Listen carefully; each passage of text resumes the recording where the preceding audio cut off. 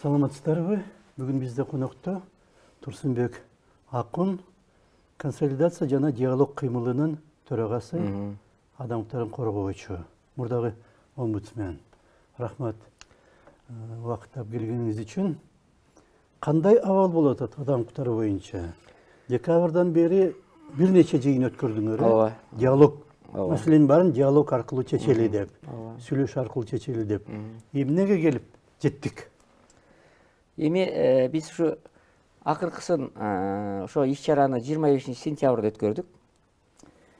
Темасы бардык маселелерди диалог аркылуу чечели деген ураанын астында ошо консолидациялык диалог кыймылынын демилгеси менен ошо жыйын уюштурдук.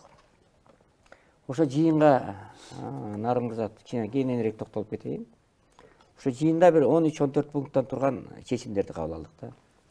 Эми биринчи чечим эл аралык аренада Кыргызстандын келечеги кандай, Кыргызстан кандай өнүгөт, кандай мындайча айтканда багытта болот, ким менен болот деген талкуу болду да. Анан эл аралык саясатта талкууланды, өзүңүз да катыштыңыз. Анан ошондо биз чечим кабыл алдык, что биздин президент ошо Садыр Жапаров ошол мурдагы СССРдин курамына кирген Россия менен Украинанын ортосунда азыр эми согуш жүрүп атат да. Анан ошого бир баягы бул жактан эле баягы односторонний наблюдатель катары, байкоочу катары турбай, экөөнүн ортосуна түшүп, данекерлик кылып, мына канча адам өлүп атат, канча жаракат алып атат, дүйнө ошо кыйналып атат, ушундай эмеден канча имараттар талкаланып атат, өтө чоң трагедия. Мына ушундай кезде бир данекерлик милдетти аткарсын деген чечим кабыл алдык. Эми биздин президентке аппарат президентке уже бул чечимди бердик. Мен да өзүм кирип аппаратына айттырып чыктым. Эми ал кандай президент чечим кабыл алат? Эми мына 12-күндө саммит болгон да, ошондо президент Путиндин алдына маселени коебу, койбойбу, бул башка маселе. Бирок ошондой чечимди кабыл алдык. Андан тышкары чечимдерибиздин бири мына өзүңүз билесиз, мына сот Чечим деген сунуш. Резолюция кабыл алдык да. Анан ошо сот, укук коргоо органдары тарабынан ошо адам укуктары бузулуп атат, өзүңүз көрөсүз. Ошо Кемпироват маселеси боюнча канчалар адамдар камакта жатат дагы эле, 30-тай камалды. Канчасын бүт ошонун баарын көтөрүп атабыз маселени. Кээ бир адамдар өлкөдөн чыгарылып кетти күч менен, 1-2 жигит.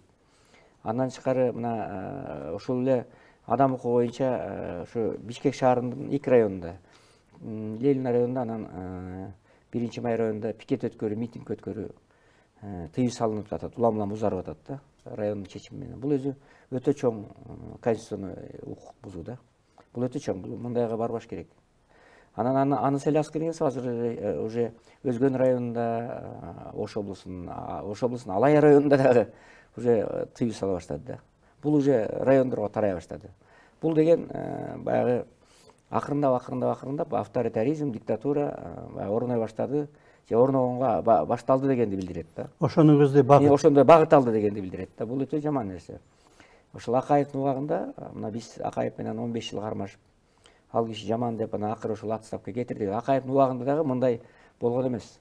Акаевдин канча кемчилиги болсо дагы биздин камап, сабап, бизди канча укугубузду тебелеген менен ал оппозициялык кыймылдар менен, күчтөр менен тегерек столдорду өзүңүз өткөрүп, аларды чакырып, даже биз аларды чакырганда биз ошол кезде дагы баягы тентектик кылып барбай койгон учурларыбыз болгон. Акаев столдорду көргөзүп, мына мен келдим, алар келбей койду деп деген учурлар болгон. Ошон үчүн Акаевдин учурунда мен ойлойм, кандайдыр бир демократия, сөз эркиндиги, адам укугу боюнча азыркыга караганда көп эркиндиктер болгон экен деп мына мен катышуучу катары, ошол кездеги жабыр тарткан адам катары айтып кетсем болот да. Баягы орустар айткандай, бардыгы все познают в сравнении дейт, бардыгы салыштырганда тең элет деп. Азыркы бийликти мен жаманатты кылуудан алысмын, бирок чындыкты айтыш керек. Салыштырып айтканда, ошо Акаевдин доорунда азыркы демократия азыркыга караганда көп жакшы, бир топ деңгээлде жогору болгондугун. Эми жакшы деп айтпайын, эми азыркыга салыштырмалуу кандайдыр бир адам укугу көп жагынан талкуу жолу менен, диалог жолу менен чечилген да. Ошол бийлик талкууга барчу, сүйлөшчү, кеңешчү дегендей мындай көп маселелерди мындай публично талкуу болчу да. Азыр тилекке каршы андай болбой атат. Бул өзү өтө жаман нерселердин бири да. Андан тышкары биз эмебизде ошол өзүбүздүн кабыл алган чечимибизде дагы мына Азыр прокуратура надзор эмен алды, өзүңүз билесиз, баягы мыйзамдардын аткарылышын көзөмөлгө алат да. Азыр мына ошол эле адам укугу тебеленип атат, адамдар камалып атат, куугунтукка учурап атат. Соттор мына 11 айдан бери, 12 айдан бери, 1 жыл болуп калды, соттор уланып атат, тергөө болгон жок. Жанагындай мыйзам бузуулар ачык эле болуп атат. Эме сот тарабынан, сот органдары тарабынан, МВД тарабынан, укук коргоо органдары тарабынан болуп атат. Прокуратура надзор кылыш керек да. Мыйзам бузуп атат деп туруп, кээ бир чиновниктерди, укук коргоо органдарынын полковниктерин, генералдарын наказание кылыш керек. Сот органдарынын үстүнөн иш козгош керек мисалы. Андай прокуратура эметкен жок. Ошон үчүн биз башкы прокурорго кайрылдык, Зулушевго. Надзорду бекем катуу уюштуруңуз деп кайрылдык. Ошол биздин жанагы тегерек столдун атынан акыркы 25-inde өткөн. Андан тышкары биз ушу жогорку кеңешке кайрылып атабыз. Жогорку кеңештин 3 функциясы бар, билесиз. Биринчиси мыйзам чыгаруу функциясы, экинчиси баягы представительский деп коет, баягы. Анан контрольный көзөмөл кылуучу функциясы, анан баягы представительский функциясы бар да. Эми ошонун бирөөнү да аткарбай атпайбы? Мына бүт министрлердин баардыгы президент баштап жогорку кеңештин алдында отчет беришет. Отчет берет деген эмне? Баягы ар бир министрди же премьер-министрди чакырып алып, отчет алганга, же болбосо маалымат алганга жогорку кеңештин укугусу бар. Ошол эле ген прокуратуранын, ошол эле МВДнын министрин, ошол эле соттун төрагасын чакырып жогорку кеңештеги адам укугун назарга алуу боюнча талкуулаш керек да. Аларды чакырып отчет деген кыйын го. Алар президенттик башкаруу болуп калбадыбы? Эми отчет ошон үчүн отчет эмес, деги эле маалымат деген сыяктуу. Маалымат берет. Эми бирок эми отчет эле деп айтса болот. Эми ал совсем эле ыйлап кеткен жок, алар отчет эле берип атпайбы? Премьер-министр барып отчет берип атпайбы? Отчет берет, эми ал кабыл алат, кабыл албайт башка маселе, мурдагыдай эмес. Мурда кабыл албаса алар эме кызматтан кетчү. Азыр антып албайт, бирок все равно чакырып атпай, келип бизге премьер-министр отчет берсин деп айтып атпайбы? Өткөндө замы барса болбой койбоду, өзү келсин деп мисалы. Ошон үчүн отчет эле, бирок деген адам укугуна абалы Кыргызстан эмне болуп атат? Мурдага караганда ыйлап кетти деп бүт дүйнө айтып атат. Анан жогорку кеңештеги мындай четте калбай бүт тиешелүү мамлекеттик структура угуш керек да. Адам укугу начарлап кетип атат. Эмне үчүн айтып атасыңар? Эмне үчүн мыйзам бузуп атасыңар? Деп жогорку кеңеш сураш керек да. Жогорку кеңеш андай эмес. Жогорку кеңеш такыр эле тиши жок жогорку кеңеш болуп калды. Эч кандай баягы ушундай гана жогорку кеңеш болсун. Мындай жогорку кеңештин аты бар да, элдер шайланган, независимый, президенттен независимый, өкмөттөн дагы көз каранды эмес. Андан тышкары биз жогорку сотко кайрылып атабыз. Мына ошон үчүн биз жогорку кеңешке кайрылдык, урматтуу депутаттар. Ошо тиешелүү мамлекеттик органдарды чакырып алып, отчет алгыла. Адам укугунун абалы боюнча отчет алып, тиешелүү өзүлөрүнүн чечимдерди кабыл. Жогорку кеңештин чечими болуш керек ошол боюнча. Анткени биз укуктук, демократиялык, светтик мамлекет деп жарыялаганбыз. А жогорку кеңештин ролу аябай чоң. Конституция мына биз иштеп чыккан конституцияда.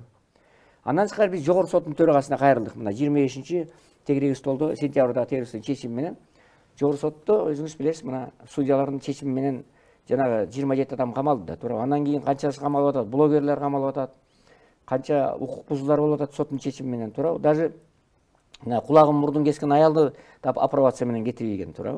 Соттор бар мисалы. Уят да. Уят. Эми ошолордун баардыгы мына азыр эми соттор ошондой бир туура эмес чечимди мыйзамды бузган соттор бир тиешелүү жазасын алыш керек да. Бирок албай атпайбы? Эми ким жазаны берет? Мына ошо жогорку соттун төрагасы менен да 2-3 жолу мен сүйлөшүп чыктым, Базарбек мырза менен. Эми негизи мен айттым, эми силер дагы жанагы сотторду бир наказание кылып, өзүңүздөр бир бирдеме кылбайсыңарбы? Өзүңөрдүн совет судья бар. Ал соттор адам укугун тебелеп атса, силер бирдеме кылбайсыңарбы деп айтсак, биз да аракет кылып атабыз, бирок бизде дагы колубуз бутубуз тушалуу болуп атпайбы? Бизде законодательный эме, мындайча айтканда мыйзамдар көп жагынан бизди колубузду бутубузду чырмап салган дейт. Ошо мыйзамдарды жакшы эметели деп, мына 2 жылдан бери аракет кылып атам, бирок баардыгы ойдогудай болбой атат. Ошону өткөрө албай атабыз. Кээсин өткөрдүк. Ошон үчүн биз эле толук чече албайбыз. Аны жогорку кеңеш да чечет деп айтып атат да, мисалы мындай айтканда. Аны да туура түшүнүш керек да. Ошон үчүн бул жерде кээде баягы жогорку кеңештин төрагасы, анын орун басарлары эч маселени чечпейт. Башка жактан, жогору жактан, башка институттардан звонок болот. Судьялар түз эле ошолордун чечимин аткарып коюп атат. Төрагасы менен орун басарлары жогорку соттун четте калып калып атат. Ал кандай чечимди кабыл алды? Алардын иши жок. Андан тышкары мына сиз менен биз сүйлөшүп аттык, 2010 жылдары Конституцияда Текебайдын ушундай кирип калган. Ар бир сот өзүнүн кабыл алган чечими боюнча өзү жооп берет деп кабыл алган. Ошого таянып алып, азыр уяты жок соттордун баардыгы өзүнүн билген талканы чалып атышат да. Аларга эркиндик берген, жакшы чечим кабыл алган бир чети. Эркиндик болсун, сотторго команда эч ким бербесин, жогору жактан айтпасын. ар бир сот өз чечим кабыл десек, ошол өз билген талканын кылып, өз билген чечимин эметип, баягы соттор өзүнүн баягы деңгээлинин жоктугун көргөзүп атат да. Анан көрсөң да команда бериш керек экен аларга. Команда берген де туура эмес да. Туурабы? Туура чечим кабыл алыңыз деп команда бериш керек. Команда бериш керек. Антесе кандай болосун чечип чыгарып коет. коет. Бирок эме жок да, ага эч кандай кепилдик жок да. Туура чечим кабыл ал деп дагы берет, кабыл алба деп, менин айтканым аткар деп да бериш мүмкүн, туурабы? Ошон үчүн түрдүү эч ким эчтеке айта албайт кандай чечим берет деп. Соттор жаман бузулду. Соттор аябай жаман бузулду. Азыр сотторду сөкпөгөн адам жок. Анан сотторду күнөөлөгөн адамдар жок. Бир жактуу барды. Мына азыр соттордун кээ бир иштердин баары 2 жыл, 3 жыл, 4 жыл, 5 жылга чейин жүргөн иштер бар. Адамдар оорулуп карып кетип атат. Соттор кичине мындай. Мына азыр 2 жылдан бери сот реформасы жүрөт дейт. Кандай реформа? Жок. Мына азыр жаңы бийлик келди. Мына 3 жыл болуп атат. Анда бир жаңы бийлик келгенден кийин жаңыча шыпырыш керек баягы, мындайча айтканда. Жаңыча башкарыш керек. Укук коргогондар, сот, прокуратура, МВД. Мен да өткөндө айттым, только министрлер алмашты, жогоркулар баягы эшелону. Алдыйкылар баягы орто звено митегурттардын баары калып калды. Ошолор дагы эле мурдагы Акаевдин ушунда иштегендердин баардыгы азыр соттордун башында турат. Ошолордун реформасынын башында турат. Ак үйдө туруп мыйзамдардын баарын ошолор жазып атат. Ошол Акаевдин убагындагы алар заслуженный ордендердин баарын алып атат. Анын президентибиз аларды сыйлап атат. Мына ошол адамдар азыркы бийликтин колтугуна кирип алышкан да. Анын кандайдыр бир кошоматчылыкты аябай чоң өздөштүргөн да. Анан азыркы бүт мыйзамдардын баарын инагент деген мыйзамды иштеп чыгып атат мына. Инагенттин кандай тиешеси бар, эле жанагы өкмөттүк эмес уюмдардын баардыгы эле күнөөлүү эмес да. Алардын кээ мектеп салып атат, жолдорду куруп атат, социалдык объекттер салып атат, канчалык патриоттор алардын ичинде. Эми аларды Россиянын мыйзамын көчүрүп алып эле, анан азыр инагент деп ошолорду баягы отчет берсин детирип атат. Мына ушундай нерсенин баарына барып, биздин демократияны ооздуктоого, муунтууга чейин барып атат. Биз баягы демократиянын аралчасы деген коомду курган биз 20 жыл мурун, 30 жыл мурун. Ушул демократияны 3 жылдын ичинде, 2 жыл, 1 жылдан ашуун убакыттан бери демократияны жокко чыгарган аракеттер жүрүп атат да. Жокко чыгарып. Биз азыр Өзбекстан, Түркмөнстан, Казакстан, Тажикстан менен демократия адам укугу боюнча бирдей эле ошолордун деңгээлине түшүп калдык. Биздин жасаган 30 жылдык эмгебиздин баары азыр текке кеткен сыяктуу болуп атат да. Ушундай чындык ачыш керек. Бирок андай болбош керек. Биз пока көзүбүз жылтырап турганда демократиялык көз карашта адамдар азыр бул аренадан кете элекпиз, Кудайга шүгүр. Дагы канчалык адамдар биздин артыбыздан демократиянын үрөнүн сепкенбиз, Кыргызстанга. Ошолордун баары өсүп келатат жаштар. Алардын баары жөн эле калбайт. Мындай мынтип мурдагы авторитаризм, демократия, диктатуранын жолун жолдош керек. Азыр мурдагы президенттер кетишкен каталыкты кетирбеш керек. Ошон үчүн мына биз анан акырында мына ошо резолюцияда мына сиз менен сүйлөштүк, 37 статья бар Конституциянын.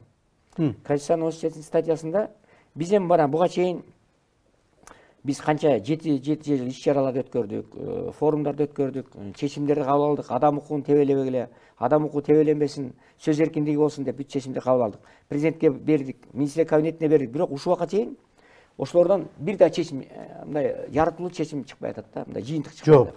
Жыйын эми жооп келип атат, алардын ак үйдөн келип өкүлдөр катышып атат, айтып атат, аргументтерин келтирип атат, кандайдыр бар, такыр эчтеке болбойт койду.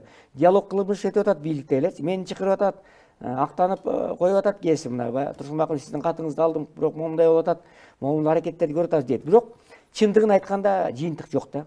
Анан ошон үчүн биз эмне кылышыбыз керек? Анан пикетке чыга албайбы? Пикетке чыккан менин жашыма туура келбейт. Анан биз дагы азыр пикетке, митингке чыккан азыр мода эмес. Тем более чыккандардын баарын эле азыр шакыратып эле камап атат. Бирок камагандан корккон эч ким жок. Негизи камагандан коркпош керек. Пикетке чыккандардын баарын жана антип запрет кылган өзү туура эмес. Анан бирок азыр жаңыча иштейли деп атабыз. Мына Конституциянын 37 статьясында жазылып турат. Кыргызстандын жарандары мамлекеттин жана коомдун иштерин башкарууга түздөн түз катышууга, башкарууга дейт. Түздөн түз катышууга жана өзлөрүнүн өкүлдөр аркылуу, депутаттар аркылуу катышууга укуктуу деп турат. 37 статьяда. Ал эми адам укуктарынын жалпы декларациясынын 21 статья жазып турат. Ар бир адам өз өлкөсүн түздөн түз башкарууга жана өзлөрү шайланган ыйгарым укуктуу өкүлдөр аркылуу башкарууга, өзлөрү эркин шайланган депутаттар аркылуу укуктуу деп турат да. Эми ошол декларациянын негизинде биз жазганбыз, Конституцияда жазылып турат. Ошон үчүн президент болбой эле, депутат болбой эле, ак үйдө иштебей эле, Кыргызстандын ар бир жараны Кыргызстандын ишин башкарууга түздөн түз катышууга укугу бар да. Кантип катышат? Эми мына ошол эле мисалы бийлик органдары, аткаруу бийлиги бар, сот бийлиги бар, мыйзам чыгаруу бийлиги, ошолордун баарына кайрылуу менен кайрылсын. Алардын ишине баягы өзлөрүнүн баягы демилгесин койсун, сунушун киргизсин, чогулуштарына катышсын, ошо конституцияны көтөрүп алып, мына конституцияда жазылып турат. Мына ушундай бар. Деп туруп ошол азыркы бийликти үйрөтсүн. Мына бизде конституцияда ар бир адам түзөтүш башкарууга деген укугу бар. Мына конституцияда жазылып турат. Мына ушул деп ар бир адам ушуну түшүндүрүш керек. Азыркы бийликте ак үйдө тургандын көбү түшүнбөйт, андай статья бар экен, 37 статья бар экен, 20 статья бар экенин да түшүнбөйт. Мына ушуну мен ак үйгө барганда айтат кээси. Мурда баягы 10 чакты жыл мурун. Эми сиз эмне келип эле бизге акыл айтасыз? Же сиз ак үйдө иштебесеңиз, же бул жерде бир ыйгарым укугуңуз жок болсо, же кабинетиңиз жок болсо, же бир чоң кызмат иштебесеңиз, эмне эле биздин башыбызды чагасыз деп айтчу да бир 5-6 жыл мурун. Анан мен ошол конституцияда ушул статьясын көрсөтөм. Мен эле эмес, Кыргызстандын ар бир жараны дагы Кыргызстандын ишин башкарууга түздөн укуктуу деп конституцияда жазылган. Мыйзамдар жазылып турат. Ар бир адам катышканга укугу бар, талкуулаганга, сунуш киргизгенге, айтканга, чырылдаганга укугусу бар. Бийлик ошону угуш керек деп айтып, азыр антип айтпай калдым магачы. Ошол сыяктуу ар бир адам өзүнүн укугу үчүн күрөшүш керек. Ошон үчүн биз президентти же болбосо башка мамлекеттик чиновниктерди карап отуруп эмне аткарбайсың деп эле өзүбүздүн укугубузду уюмдашып, чыгып, ушундай жыйындарды өткөрүп, түрдүү жыйындарга чыгып, өзүбүздүн укугубузду байланышыбыз керек деген чечимге келдик да. Ошону аракет кылып атабыз ошондой. Укпасачы, баары бир болсо. Эми баары бир болсо бизге жамандык кылбайт, өзүлөрүнө кылат да. Эгерде азыркы бийлик, президент башында турган бийлик, мына айтып атабыз, адам укугу тебеленип атат, сөз эркиндиги бузулуп атат, демократия басырылып атат, мурдагыдан кетип атабыз азыр. Азыркы бийликтин дагы аброю мурдагыдай деп айтууга болбойт. Бара-бара кетип атат. Социалдык мына проблемалар көбөйүп атат. Эми айлык көбөйүп атат, социалдык проблема чечилип атат, көбү жолдор оңдолуп атат, это ясно. Анын баары көрүп атабыз. Ал милдети да. Ал күндөлүк мамлекеттин. Баягы пенсия көтөрүлүп атат.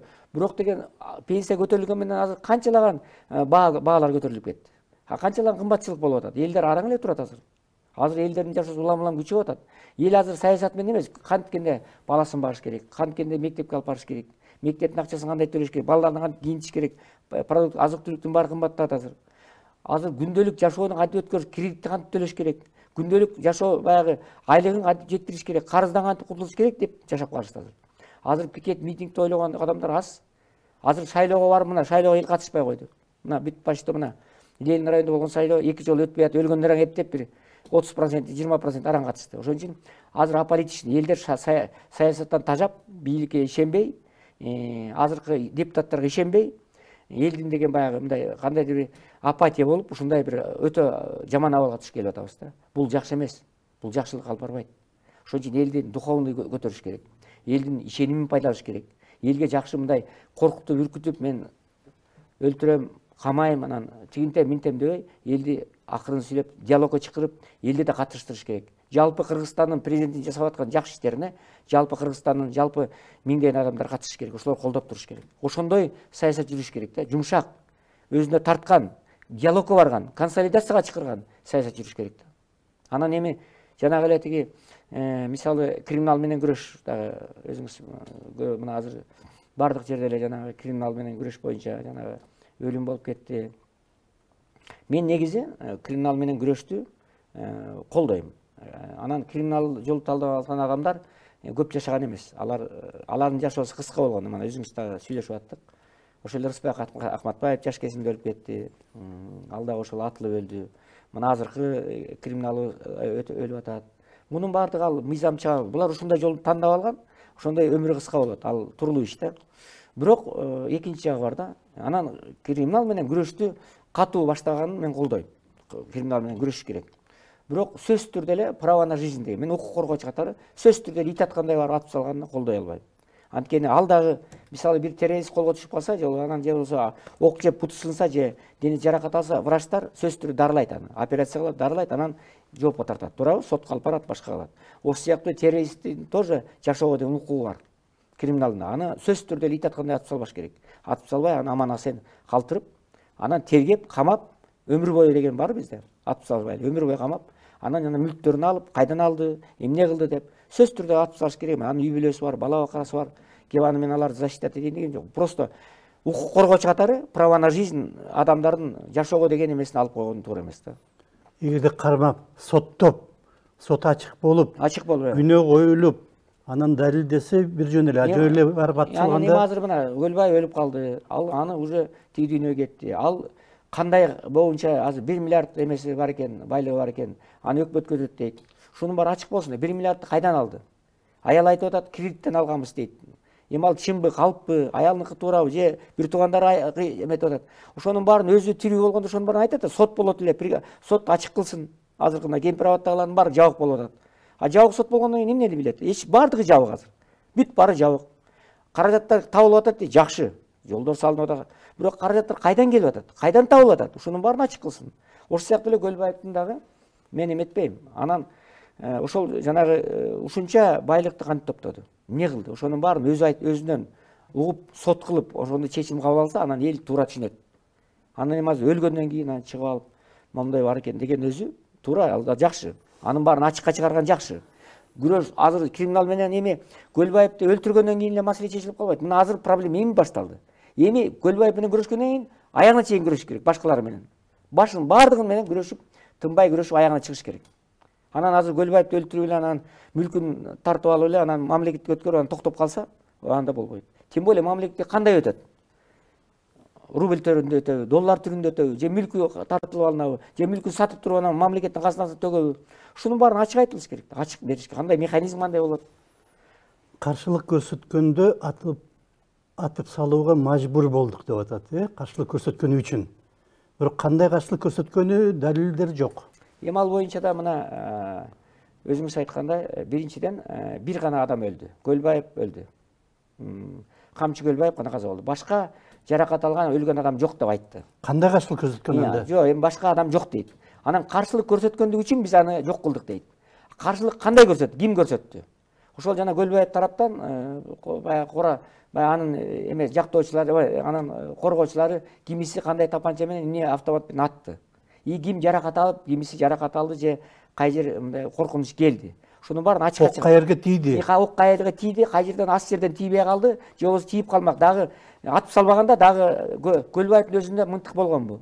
Мынтык болсо эмне деген маркада мынтык болду? Тапанчабы, эмне марка болду? Же Көлбаевдин өзүндө болгон жокпу? Ушунун баары ачык болуш керек да. Любой нерсени ачык кылыш керек, айланай. Эми бул ал адам да. Ал кандай болгондо да Кыргызстандын жараны. Эми баягы эме мыйзамда ууру болгон менен ал да жаран. Анын үй бүлөсү бар, бала бакырасы бар. Ал дагы өлгөндө дагы достойно өлгөндөн кийин аны өлгөндө кандай өлдү? Эмне үчүн өлтүрдүк? Анын далили барбы ошонун? Ошонун баарын ачыкка чыгарсын. Ачыкка чыгарса, наоборот, бийликке жакшы. Ошонун баарын бийликке эл туура түшүнөт. Мына азыр миллиардтан ашык байлыгы бар деп атат, а эл туура түшүнүп атат. Эл азыр бийликти кандай бир деңгээлде туура түшүнүп жактап атат, азамат экен, чыгарып атат деп. Бирок эми ушуну тигил өлгөн адамдыкын дагы ачыкка чыгарсын да. Тапанчасы барбы? Ал кантип каршылык көрсөттү? Кимди атам деди? Анын жанындагылар кимди атам деди? Ошонун баарын ачыкка чыгарсын. Ачыкка чыгарса бийликке жакшы болот, наоборот. Анан азыр эч ким жаракат алган, эч кимди жабыртаткан, эч кимди айткан жок. Бир эле Көлбаевди атылып калды. Муну атпай туруп деле кармаса болот да. Кармап туруп адамдарды атуу бул крайний случай болуш керек. Тем более соттун чечими жок. Эгер соттун чечими болсо, Көлбаевди жок кылынсын деген соттун чечими болсо, анда мен туура түшүнөм. Кармап келинсин. Кармап келинсин. Соттун чечими болсо, анда туура жок кылынсын деген. Анда жок да. Анда өмүрүнөн ажырай турган мени билбейм, чечим болсо анда бир жөн эле. Мына ачыктык деп чоң маселени көтөрдүңүз. Ачыктык жалпы маселе болуп атат. Бүткүл коом үчүн, бүткүл бийлик үчүн, анткени мурдагыдай ачыктык жок. Баары сүйлөбөй калды, баары коркуп калды, анткени анча-мынча эле сын айтылса, жазаланып атат. Эми популизмге жол бербешибиз керек. Популизм дегенибиз эми түшүнөсүз да, баягы. Эл алдында жасап аткан иштерин ашкерелөө, мен жасап атам дегендик. Азыр президент дагы, айланасында командасы дагы иштеп атат, иштеген деген эч ким жок. Аны биз көрүп атабыз. Бирок ошонун баардыгын эле бир-эки адам эле биз эле иштеп атабыз, биз эле аткарып атабыз. Ал эми эл болсо мындай эметкен жок деп дебеш керек да. Азыр жалпы эл күрөшүш керек. Криминал менен дагы, коррупция менен дагы, мыйзамсыздык менен дагы жалпы элди күрөшкөндөй абалга алып келишибиз керек да. Бир эле эки адамдын оозун карап эле, азамат иштеп атат ушул экөө.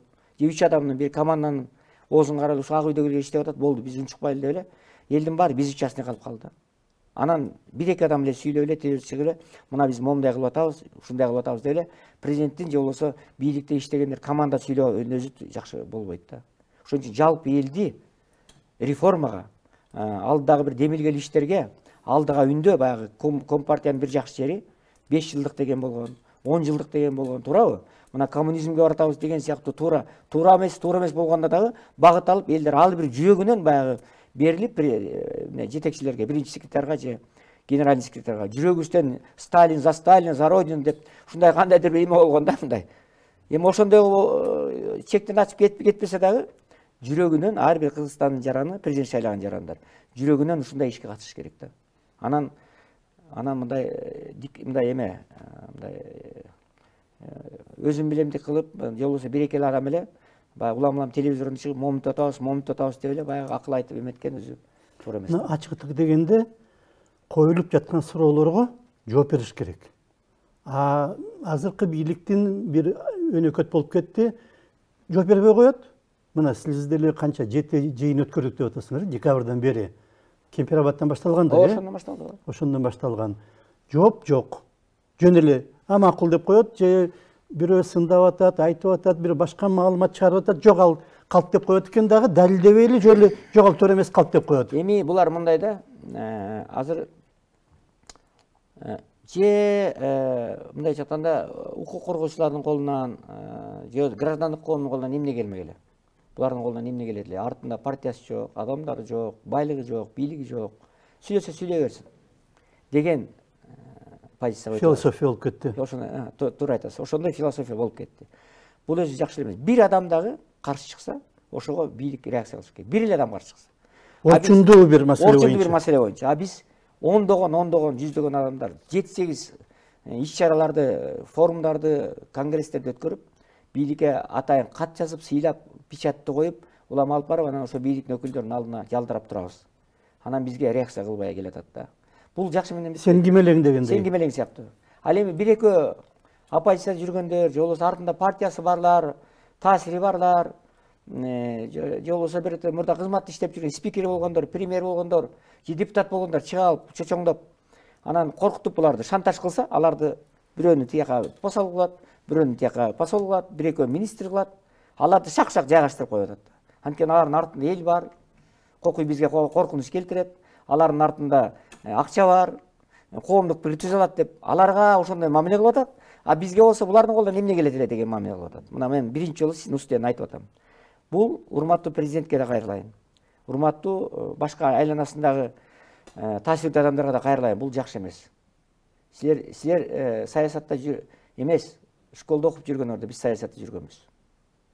Силер саясатка келе элеңерде 15 жыл мурун биз саясатка келип, анан ушул Кыргызстандын адам укугу, сөз эркиндиги деп Кыргызстандын демократиялык туусун көтөрүп жүргөнбүз. Анан биздей адамдарды баягы Кыргызстан адам укугу деп, эл деп, журт деп жүргөн адамдарды сыйлабай, ушинтип баягы билгениңерди кылга деп коюп аткан мамилеңер жакшылыкка алып келбейт. Мына кайрылып коеюн. Бул жакшылыкка алып келбейт. Мен таарынычка айткан жокмун. Бул өзүңөр көзүңөр кыласыңар да. Ушунун баары эл карап турат, көрүп турат элдер. Бул жакшылык менен бүтпөйт. Силер мурдагы президенттер кетирген кемчиликтерди азыркы жетекчилер кайталап атасыңар.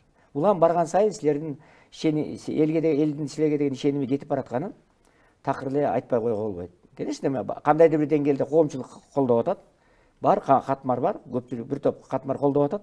Бирок ал катмар дагы жанагы эле жолдорду оңдогон үчүн, социалдык эме оңдогон үчүн, жанагы эле КТРдин бир жактуу сайрагандыгы үчүн жаза алып деп колдоп атат. Чын житинен андай эмес. Ошон үчүн мен силерге тууган күйдүрүп айтат дейт, душман сүйдүрүп айтат дейт. Мен ак үйгө барып, улам кээ бир чиновниктерге, вице-премьер айтсам, алар мага таарынат. Бир вице-премьер айтат, байке дейт, бизге келип бата берип гана бизди мактап коюп кетип туруңуз дейт. Башка эчтеке кылбаңыз дейт. Биз туура жолдо баратабыз. Только бизди мактап туруңуз, анан бата бериңиз дейт. Эмне деген? Мактап туруңуз деп ачык айтып атат. Ачык айтат, бизди мактап туруңуз дейт. Анан бата берип туруңуз дейт. Болду дейт. Анан президент өзү билет дейт. Биз туура жолдо баратабыз дейт. Ишиңиз болбосун дейт. Мына көрдүңүз, ушундай деңгээлге жетип калган. Мына ушундай деңгээлге жетип калган.